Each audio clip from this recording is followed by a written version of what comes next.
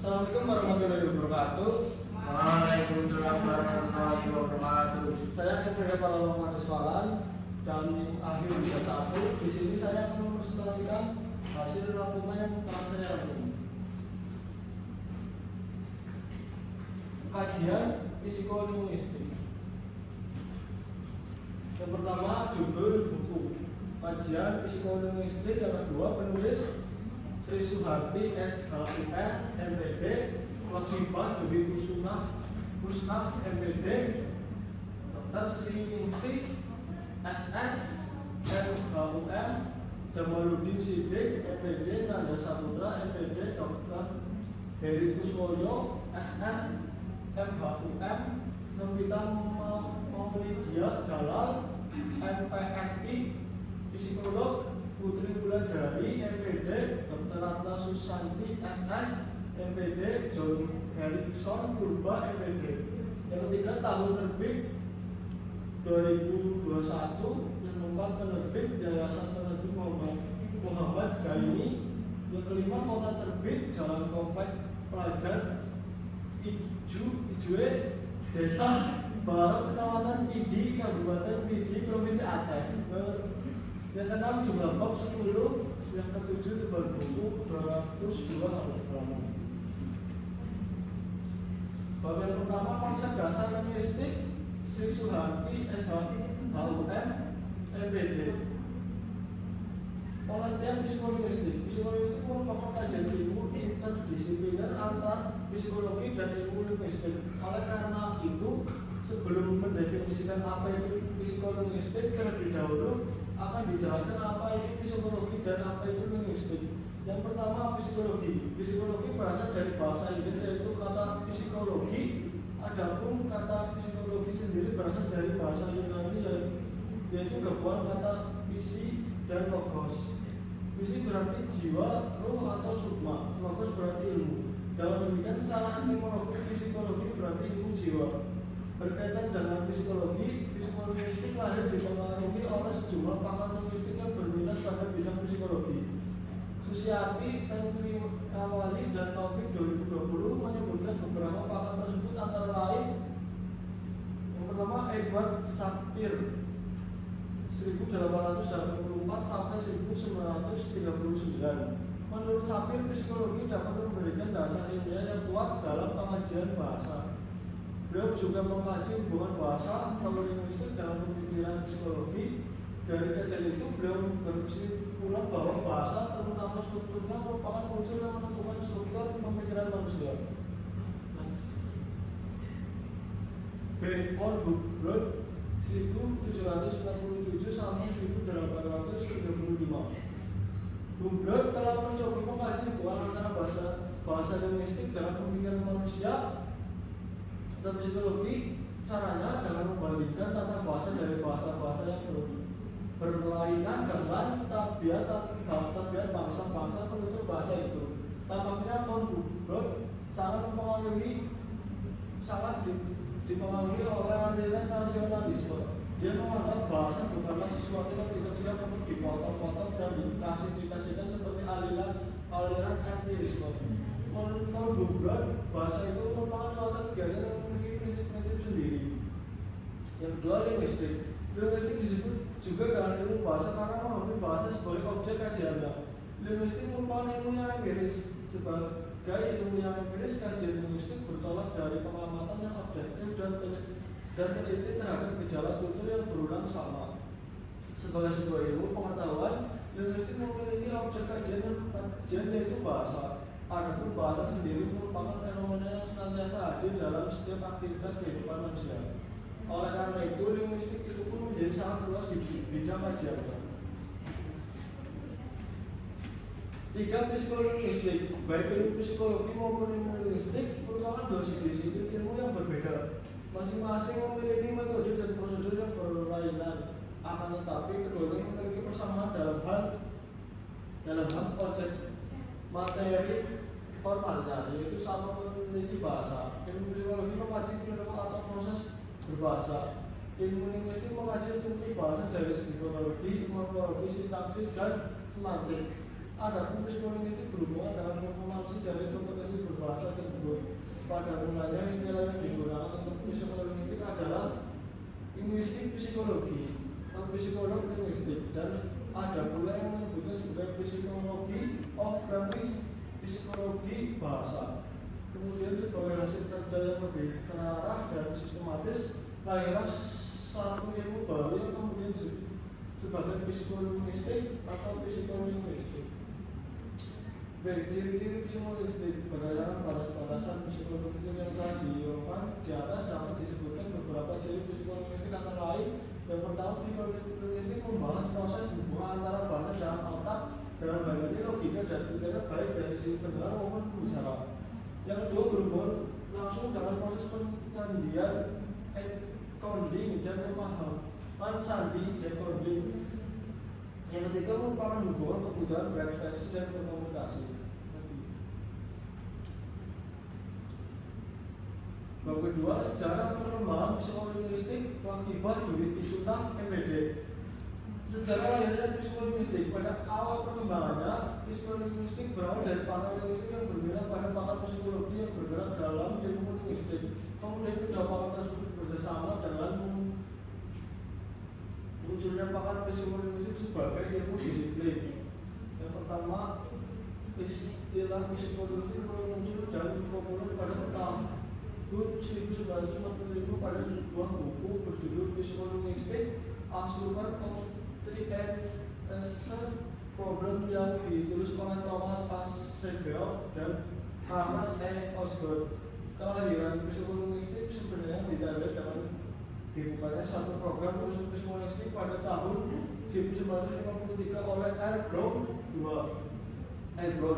Dalam periode ini muncul beberapa argumen yang mengukuhkan lahirnya disiplin psikolinguistik seperti yang ditemukan Presley, Steinberg, Osgood, Signan, dan Koski. Semuanya itu dibuat oleh militer yang menyatakan bahwa kelahiran disiplin psikolinguistik tidak dapat dielakkan karena para ahli psikologi terlalu lama mengakui bahwa otak atau akal manusia itu menerima simbol-simbol linguistik.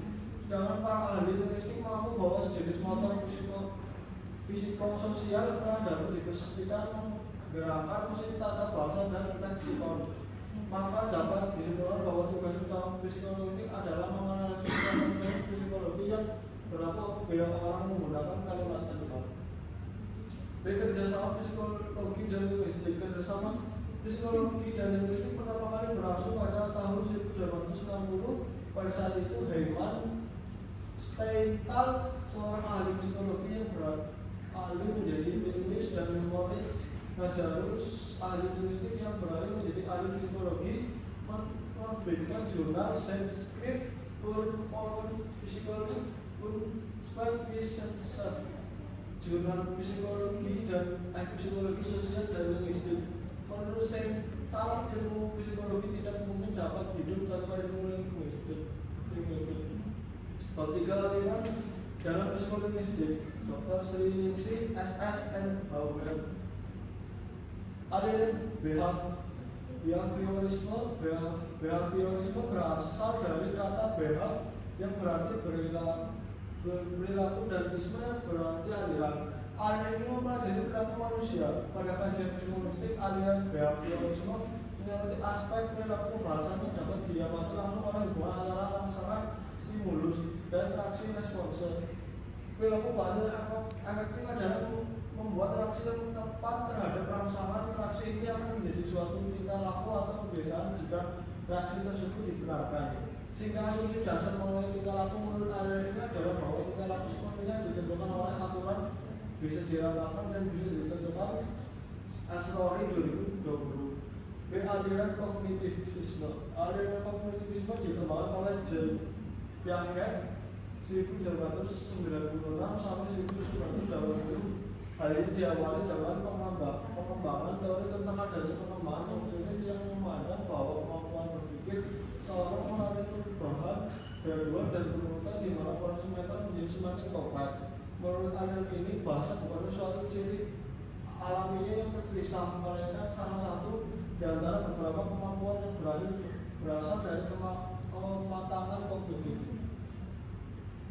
Aliran Metodistisme, kaum aliran metodistisme mengatakan bahwa seorang manusia dipandang memiliki sebuah akal mit yang berbeda dari badan bodi orang tersebut. Artinya bahwa badan dan akal dianggap sebagai dua hal yang berinteraksi satu sama lain, yang salah satu di antaranya mungkin menyebabkan atau mungkin mengontrol peristiwa-peristiwa yang terjadi pada bagian lainnya. Dalam kaitannya dengan perilaku secara keseluruhan, pandangan ini berpendapat bahwa seorang berperilaku seperti yang mereka lakukan itu bisa merupakan hasil perilaku badan secara tersendiri, seperti bernafas, atau bisa pula merupakan hasil interaksi antara badan dan pikiran. Di aliran nativisme, istilah nativisme dihasilkan dari pernyataan mendasar bahwa pembelajaran bahasa ditentukan oleh bakat, bahwa setiap manusia dilakukan sudah memiliki bakat untuk memulai belajar bahasa. Bab keempat, psikolinguistik teoritis, Jamaluddin Siddiq MPD. Hakikat bahasa, tak ada yang memungkiri bahwa bahasa memegang peran yang sangat penting dalam kehidupan. Tanpa bahasa manusia tidak dapat berbuat apa-apa, atau malah kalau bisa tidak ada, manusia tidak ada. Jadi bahasa ada karena manusia ada. Soalkan 2008. Karakteristik bahasa, karena bahasa adalah sebuah sistem. Artinya bahasa bukanlah sebuah jumlah unsur yang terkumpul secara acak dan tidak beraturan, melainkan sebaliknya. Bahasa terdiri atas jumlah unsur yang tersusun secara beraturan. Unsur bahasa itu diatur oleh suatu aturan atau kaidah atau pola yang teratur dan berulang baik dalam kata bunyi, tata bentuk maupun kalimat. Dua, bahasa itu berwujud lambang atau simbol karena digunakan oleh masyarakat untuk menginformasikan sesuatu. Manusia memang makhluk bersimbol yang dalam kehidupannya tidak terlepas dari lambang atau simbol. Lalu menandai sesuatu secara konvensional dipelajari dan disepakati oleh para pemakainya tidak secara alamiah dan langsung. Jika bahasa itu berupa bunyi, secara teknis menurut Widaksana 2013, bunyi adalah pesan pada pusat saraf sebuah kehidupan dan getaran genggam telinga yang beraksi karena perubahan dalam tekanan udara. Bunyi ini bisa bersumber antara lain pada alat suara pada manusia. Bunyi bahasa atau bunyi ujaran speech sound adalah satu bunyi yang dihasilkan oleh alat ucap manusia di dalam fonetik diartikan sebagai font dan di dalam fonetik sebagai fonem. 4. Bahasa itu bersifat arbiter. Yang dimaksud dengan arbiter Masuka adalah tidak ada hubungan wajib antara lambang bahasa yang berwujud bunyi itu dengan konsep atau kematian yang terkandung dalam lambang tersebut. Yang kelima, bahasa itu bermakna. Tidak dijelaskan bahwa bahasa adalah sistem lambang berwujud bunyi apa yang dilambangkan oleh bahasa berwujud bunyi adalah suatu pengertian konsep, ide, pikiran atau gagasan. Oleh karena itu dapat disimpulkan bahwa bahasa mempunyai makna. Dalam makna yang terkandung dalam sebuah bahasa, maka bahasa menjadi syarat berkomunikasi akan berjalan efektif dan dapat dipahami oleh mitra tutur. Bahasa itu bersifat konvensional dalam suatu lambang atau suatu konsep tertentu bersifat konvensional. Artinya semua anggota masyarakat bahasa itu bersepakat atas penggunaan lambang bunyi tertentu untuk sebuah konsep tertentu. Misalnya alas kaki yang menutupi kaki secara arbiter dilambangkan dalam sepatu, maka para penutur yang bersepakat terhadap lambang tersebut harus mematuhinya demi komunikasi yang berjalan lancar. Yang ketujuh, bahasa itu bersifat unik. Unik artinya mempunyai ciri yang spesifik dan tidak dimiliki oleh bahasa yang lain. Ciri khas ini biasanya menyangkut sistem bunyi, sistem pembentukan kata, sistem pembentukan kalimat, dan sistem lainnya. Salah satu keunikan bahasa Indonesia sebagai contoh adalah bahwa tekanan kata tidak bersifat morfemis, melainkan sintaksis. 8. Bahasa itu bersifat universal. Selain bersifat unik, yaitu mempunyai sifat atau ciri spesifik masing-masing. Bahkan juga bersifat universal, artinya ada ciri-ciri yang sama yang dimiliki oleh setiap bahasa yang ada di dunia ini. Ciri-ciri yang universal itu tentunya merupakan unsur bahasa yang paling umum yang bisa dikaitkan dengan ciri-ciri atau sifat-sifat bahasa lain.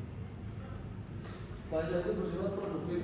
Kalau itu meskipun bahasa itu terbatas, namun dapat digunakan untuk memproduksi satu satuan bahasa secara tidak terbatas oleh pemakainya, mungkin secara relatif sesuai dengan sistem yang berlaku dalam bahasa itu. Dulu bahasa itu bervariasi, setiap bahasa mempunyai kaidah-kaidah atau pola tertentu yang sama, tetapi karena digunakan oleh penutur bahasa yang heterogen yang memiliki status sosial, latar belakang budaya, tingkat pendidikan dan profesi yang berbeda, maka bahasa itu menjadi beragam. 11. Bahasa itu identitas suatu kelompok sosial. Di antara ciri-ciri budaya yang ada, bahasa adalah ciri pembeda yang paling menonjol karena lewat bahasa tiap kelompok sosial merasa dirinya sebagai kesatuan yang berbeda dari kelompok lain. Orang Melayu mengenal pepatah bahasa menunjukkan bangsa. Teori kompetensi dan performansi Chomsky. Teori kompetensi dan performansi diperkenalkan pertama kali oleh Noam Chomsky, seorang linguis dari MIT Amerika. Ia menjadi sangat terkenal karena bukunya Syntactic Structure 1957. Dalam bukunya ia mengklasifikasikan fase linguistik baru yang berbeda dari aliran linguistik mayoritas, aliran Brownfield dengan teorinya transformatif generatif grammar atau tata bahasa transformatif generatif dan teori language dan sosial. Manusia dalam menjalani hidupnya tidak akan terlepas dari komunikasi. Dalam hal ini komunikasi dapat terjadi ketika dua manusia atau lebih memiliki bahasa sebagai sebuah medium. Bahasa disampaikan oleh manusia melalui bunyi atau suara atau melalui tulisan. Kelima, psikolinguistik sosial. Ada satu metode sikap bahasa. Untuk dapat umumnya apa yang disebut sikap bahasa, language attitude, terlebih dahulu haruslah dijelaskan apa itu sikap. Sikap dalam mengacu pada bentuk tubuh positif jadi tegak, perilaku atau gerak-gerik dan perbuatan atau tindakan yang dilakukan berdasarkan pandangan, pendirian, keyakinan atau pendapat sebagai reaksi atas adanya suatu hal atau kejadian. Yaitu penggolongan sikap bahasa. Sikap bahasa timbul bisa bila seseorang itu sebagai masyarakat di bahasawan atau multi bahasawan seperti diutarakan oleh Dickman 1976 halaman 121 bahwa sikap ditandai oleh sejumlah sisi antara lain meliputi pilihan bahasa dalam masyarakat multilingual, distribusi perbedaan bahasa, perbedaan dialek dan problem yang timbul sebagai akibat adanya interaksi antar individu. Pemilihan bahasa menurut Fason dalam Abdul Karim dan Agustina 1295 halaman 203, hal yang pertama terbayang bila kita memikirkan bahasa adalah bahasa keseluruhan whole language, di mana kita membayangkan seorang dalam masyarakat bilingual atau multilingual berbicara dua bahasa atau lebih dan harus memilih yang mana yang harus digunakan. Dan pengukuran sikap bahasa, sosialistik melihat fenomena pemilihan bahasa sebagai fakta sosial yang menempatkannya dalam sistem lambang kode, sistem tingkah laku budaya, serta sistem pragmatik. Dengan demikian, kajian sosialistik menyikapi fenomena pemilihan bahasa sebagai laksana dalam peristiwa komunikasi dan sekaligus menunjukkan identitas sosial dan budaya peserta tutur. Nah, faktor-faktor penentu pemilihan bahasa. Grosjean, ini 1922 halaman 125 mengidentifikasikan 4 faktor utama yang menyebabkan pemilihan bahasa, yaitu yang pertama situasi dan latar, waktu dan tempat. Dua partisipan dalam interaksi yaitu misalnya hal seperti usia, jenis kelamin, pekerjaan, status sosial ekonomi, asal, latar belakang kesukuan dan perannya dalam hubungan dengan partisipan lain. 3. Topik percakapan, 4. Fungsi interaksi. Bab 6 Neuropsikolinguistik Dr. Heri Kuswoyo MHUM. Pengertian neurologi bahasa dan dua otak sisi manusia. Neurolinguistik ataupun neurologi bahasa dibanding dengan ilmu sosial lain semacam ilmu sosiologi, ekonomi ataupun dengan ilmu linguistik sendiri. Ialah ilmu yang terkategori relatif baru. Secara etimologi, neurolinguistik terdiri dari dua terminologi, yaitu neurologi dan linguistik. Oleh sebab itu, neurolinguistik berkaitan erat dengan kedua kajian tersebut. Dari sisi otak manusia mempunyai tugas utama dan berbeda-beda. Pada hemisfer kanan, hemisfer misalnya digunakan sebagai pusat untuk mengawasi pemahaman tentang badan serta anggota tubuh yang lain dan tugas-tugas semacam memahami ruang hemisfer karena perlu bertugas mengawasi suara hari Anjak 2009. Sebaliknya hemisfer kiri dan hemisfer berperan selaku pusat keahlian berdialog ataupun mengendalikan aktivitas berbahasa serta proses kognitif yang lain. Kemampuan otak dan keterampilan berbahasa. Pada bagian sebelumnya telah dijelaskan bahwa otak adalah salah satu organ terpenting pada tubuh. Hal ini dikarenakan otak merupakan pengatur dan koordinator segala bentuk aktivitas dalam tubuh. Saya hubungan bahasa dan pikiran menurut PAN 2023 dalam Kuntoro 2017 ada 7 teori menerangkan tentang hubungan bahasa dan pikiran. Di antaranya teori pikiran Van Humboldt, teori Sapir von Edward Sapir, teori J. Piaget, teori S. Ghosh, teori Noam Chomsky, dan teori Eric Feigenbaum. Yang pertama teori pikiran Van Humboldt. Dalam pemikiran teori Van Humboldt menekankan terdapat ketergantungan pemikiran manusia pada bahasa. Artinya pemikiran hidup serta budaya sesuatu warga ditentukan oleh bahasa mereka itu sendiri.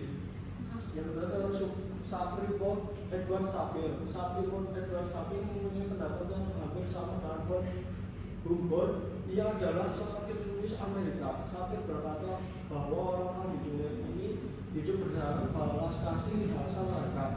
Ketiga teori J. Piaget dalam penelitian apakah bahasa terkait dengan pikiran mengatakan bahwa ada 2 macam modus yang berpikiran, yaitu pikiran terarah (dialectic) atau pikiran inteligen dan pikiran tidak terarah atau autistik.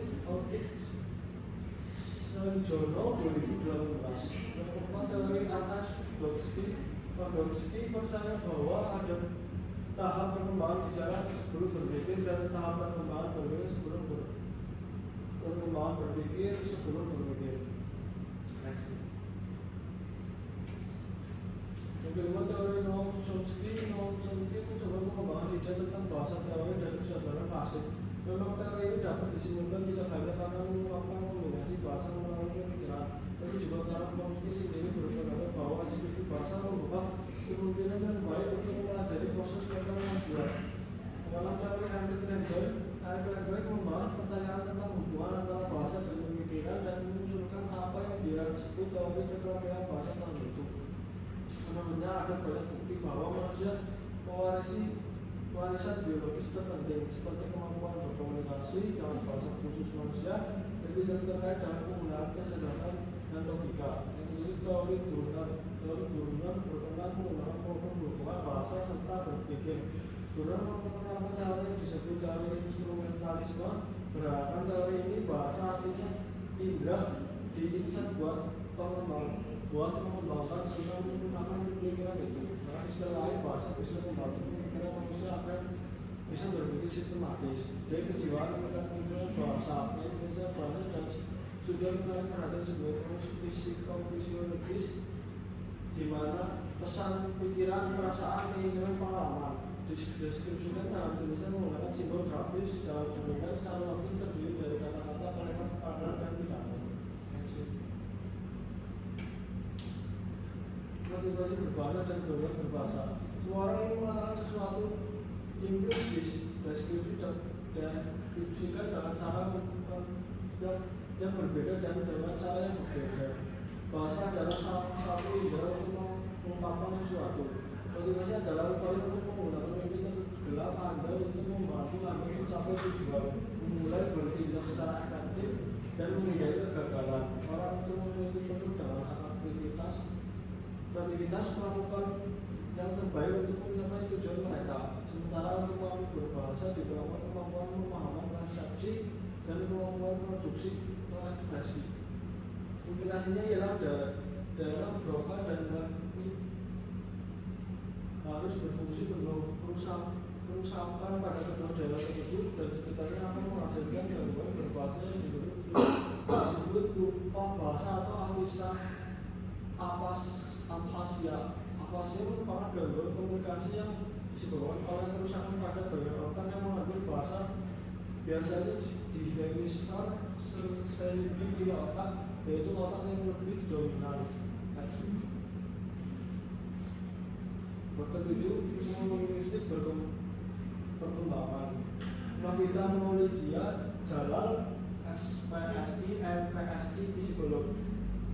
Hakikat pengelolaan bahasa pada anak. Manusia adalah makhluk sosial yang berarti interaksi sosial akan berlangsung selama manusia hidup di dunia ini. Interaksi yang terjalin dilakukan dengan berkomunikasi satu sama lain. Komunikasi adalah upaya mengungkapkan informasi dari seorang kepada orang lain. Kiprasky menyatakan pengelolaan bahasa adalah proses yang digunakan oleh anak-anak untuk menyesuaikan serangkaian hipotesis dalam ucapan orang tuanya hingga anak mampu memiliki kaidah tata bahasa paling baik dan paling sederhana dari bahasa yang bersangkutan. India 2013. Dengan demikian dapat disimpulkan bahwa katakan bahwa melalui bahasa language acquisition merupakan proses ketika anak memulai bahasa pertamanya. Sedangkan pembelajaran bahasa language learning merupakan proses ketika anak memulai bahasa kedua. Beragam pengelolaan bahasa pada anak. Yulia 2013 dan Tarigan 2011 menyatakan ragam atau jenis pengelolaan bahasa dapat ditinjau dari berbagai sudut pandang lain. Satu, berdasarkan bentuk, ditinjau dari seperti bentuk yakni memperoleh bahasa pertama, phrase language action, memperoleh bahasa kedua, second language acquisition, memperolehan ulang reaction. Yang kedua berdasarkan keaslian ditinjau dari segi keaslian atau keaslian yakni memperoleh bahasa asli native language acquisition, memperoleh bahasa asing language acquisition berdasarkan yang ketiga berdasarkan keserentakan atau keberurutan khususnya bagi pemerolehan dua bahasa ditinjau dari segi keserentakan atau keberurutan khususnya bagi pemerolehan dua bahasa yakni pemerolehan dua bahasa serentak atau simultaneous acquisition pemerolehan dua bahasa berurutan atau successive acquisition. Ini berdasarkan jumlah. Ditinjau dari segi jumlah yakni pemerolehan satu bahasa monolingual acquisition, yang kedua pemerolehan dua bahasa bilingual acquisition. Berdasarkan media ditinjau dari segi media yaitu pemerolehan bahasa Indonesia oral language atau speech acquisition, pemerolehan bahasa Indonesia written language acquisition.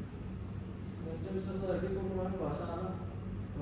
Banyak orang yang ingin mengetahui bagaimana seorang anak mampu memulai bahasa dengan bahasa cepat. Beberapa beralasan bahwa anak telah dilengkapi sesuatu yang khusus dan secara alamiah untuk dapat berbahasa dengan cepat dan mudah. Mila dan Chomsky 1957 menyebutkan bahwa setiap anak telah memiliki language acquisition deficit atau lag yang LAD yang dibawa sejak lahir. LAD adalah perangkat internet nurani yang khusus untuk menguasai bahasa itu dengan mudah dan cepat. Yang pertama strategi pengulangan bahasa pertama. Strategi pertama adalah meniru atau imitasi terjadi ketika anak mengatakan sesuatu yang sama seperti yang dikatakan orang lain. Strategi kedua dalam menggunakan bahasa adalah strategi probabilitas. Tentunya keefektifan dan keefisiensi seorang dalam memperoleh bahasa dengan menggunakan saraf komunikasi, linguis dan linguistik, mimik, suara dan lain-lain. Strategi ketiga adalah strategi umpan balik. Strategi ini maksudnya memperoleh bahasa diperoleh dengan adanya umpan balik atas strategi produksi ucapan, pengucapan dan responsif. Strategi keempat adalah prinsip operasi. Dalam strategi ini anak dikenal dengan pedoman, misalnya menggunakan prinsip operasi umum untuk memikirkan serta menggunakan bahasa.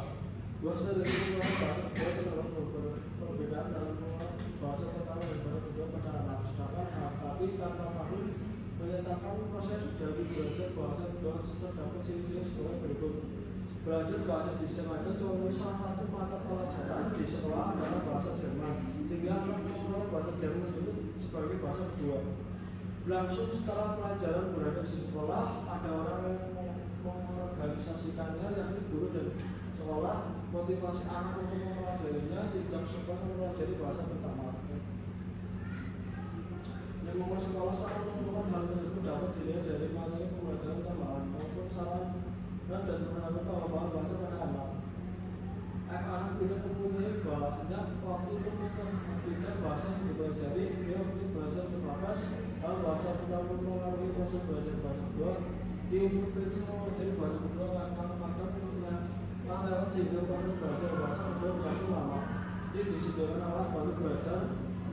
Artinya perkembangan bahasa anak, banyak ahli bahasa yang mengetahui bagaimana bahasa dapat dikelola oleh anak. Ini tidak melakukan dan juga mengungkapkan bahwa pertanyaan yang terkait perkembangan bahasa anak adalah tentang bagaimana struktur ini dikelola, kemudian dibangun dalam tempat dan bagaimana pengubahnya menjadi susunan dan ekspektasi linguistik abstrak.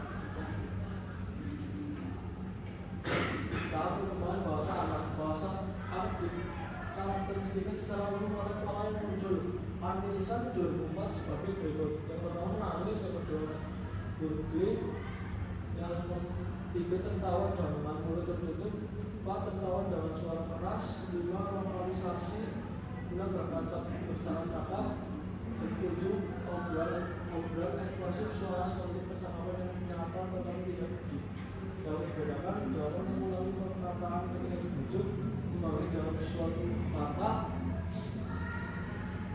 10 setengah kata. Next.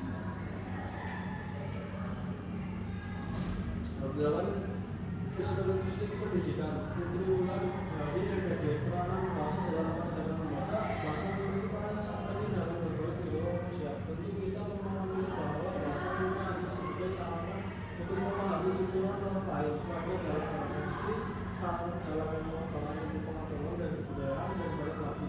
Dalam pengajaran bahasa memiliki peran sebagai motor penggerak bagi siswa dalam belajar. Karena bagi guru, bahasa merupakan sebagai media penyampaian pembelajaran sehingga standar kemampuan minimal bisa dicapai siswa. Soalnya tujuan membaca yang telah ditetapkan bijaksana di 2015. Dan hal ini pemahaman pembaca siswa terdapat tulisan atau teks yang dibacakan dipengaruhi oleh pemaknaan terhadap kata-kata tersebut yang berkaitan dengan unsur yaitu semantik, sintaksis, dan pragmatik. Bukan 2010.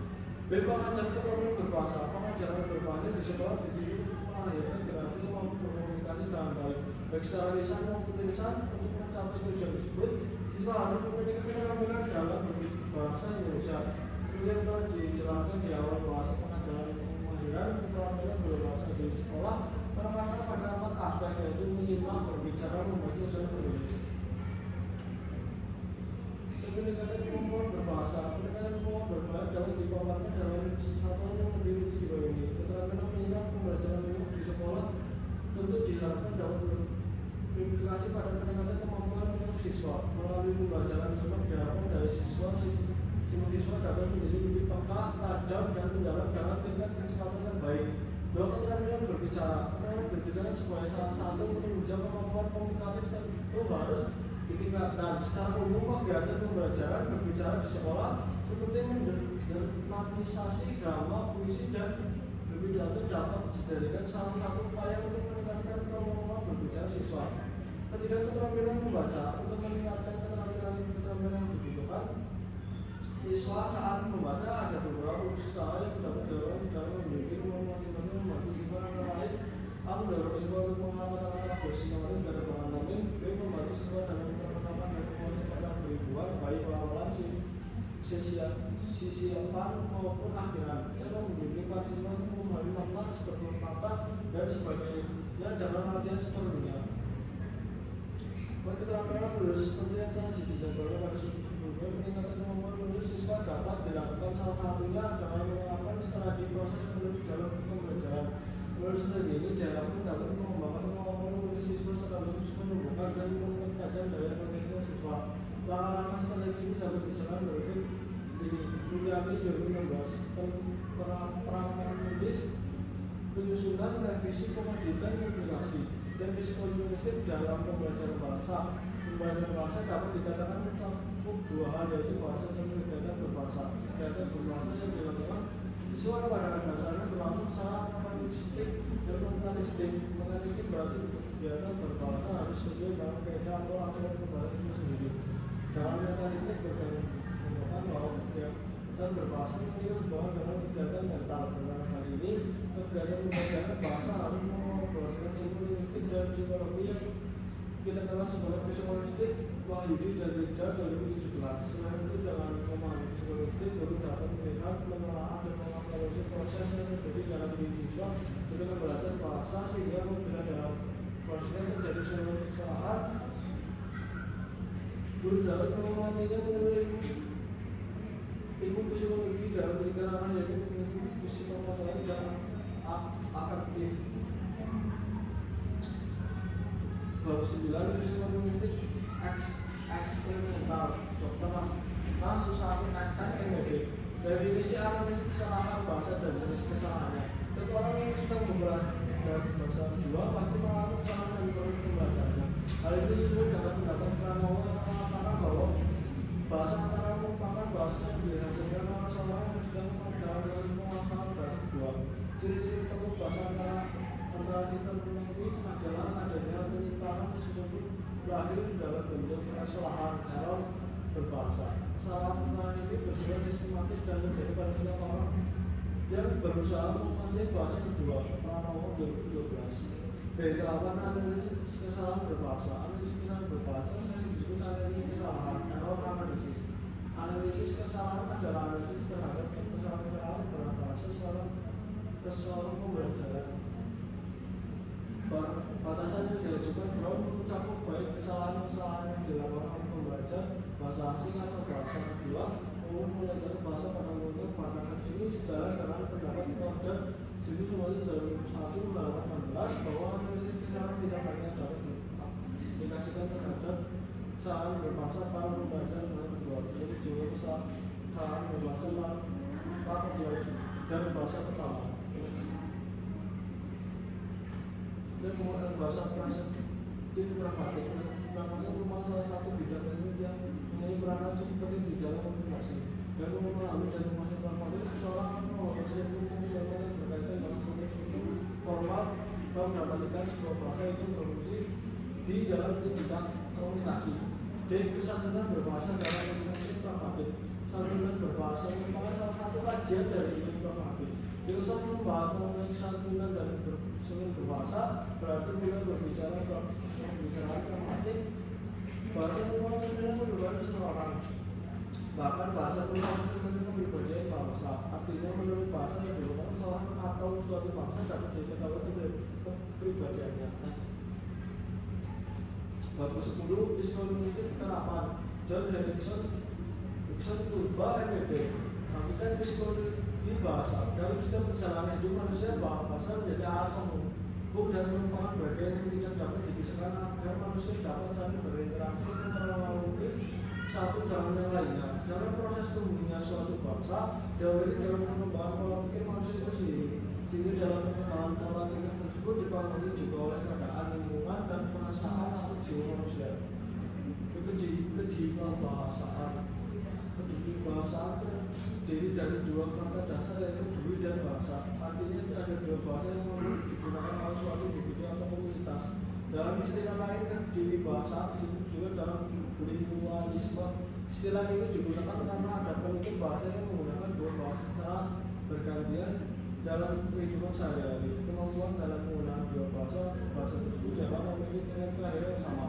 Saya belajar bahasa asing sudah dipastikan bahwa selain bahasa ibu yang telah dipelajari oleh manusia menyampaikan berinteraksi kemudian berkembang dalam berinteraksi dengan bahasa lain yang menjadi bahasa yang baik pula. Jadi untuk belajar bahasa asing, belajar bahasa asing juga diuraikan sebelumnya.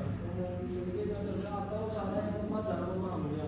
Metode secara umum dapat diartikan sebagai cara atau teknik yang berasal dari bahasa Yunani yaitu meta yang berarti yang dilalui dos yang artinya jalan. Jika disampaikan sebagai jalan yang harus dilalui, dapat juga diartikan sebagai cara yang tepat untuk mencapai sesuatu. Yang pertama translation, metode dan grammar metode terjemahan dan metode struktur kata merupakan pilihan yang paling sering digunakan dalam metode pembelajaran bahasa. Metode ini sering disebut sebagai metode klasik atau metode tradisional. Limit control method dalam cara mengerti pembenaran dan keputusan secara langsung dalam langkah atau tahap yang sudah disusun secara digit. Ketika active method ini dilakukan dengan cara mengolaborasikan atau mengkombinasikan berbagai macam metode dikarenakan konten atau materi bahasa yang kompleks dan beragam. Metode ini bersifat kreatif sangat mendukung untuk dalam pembelajaran bahasa. Terima kasih. Sekian presentasi dari saya. Bila ada yang ditanyakan, silakan ditanyakan. Simak pertanyaan juga, Bi. Selamat tanya, Mas. Ya, pelanggaran sudah kita sorot dalam 508 sebutannya. Jelaskan peran memori dalam pemrosesan bahasa menurut perspektif psikolinguistik. Terima kasih. Ya, gimana? Saya izin bertanya. Perkenalkan, nama saya Ramlianto Mulia, Panganim AHI 13. Jelaskan konsep pemrosesan bahasa dalam psikolinguistik. Terima kasih. Yang izin menjawab pertanyaan dari Mas Lutfi.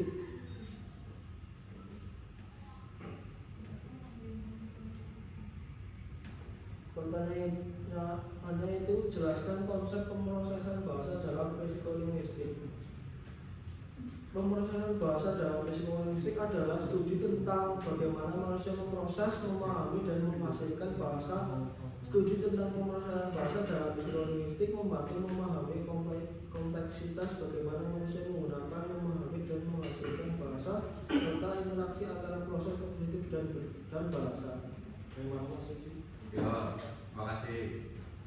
Ya, pertanyaan selanjutnya, pertanyaan dari Mas Ramli. Pertanyaan itu, jelaskan peran memori dalam pemrosesan bahasa menurut perspektif psikolinguistik. Peran ini dalam pemrosesan bahasa dari beberapa cara. Yang pertama, penyimpanan kosakata, yang kedua pemahaman kalimat, yang ketiga rekognisi bahasa, yang keempat pengingat konteks, yang kelima pengambilan keputusan bahasa. Dengan demikian, memori memiliki peran kunci dalam pemrosesan bahasa dengan membantu penyimpanan, mengakses, dan menggunakan informasi bahasa dalam berbagai konteks komunikasi. Bagaimana Mas Ramli? Baik, terima kasih. Sekian presentasi dari saya. Terima kasih. Wassalamualaikum warahmatullahi wabarakatuh.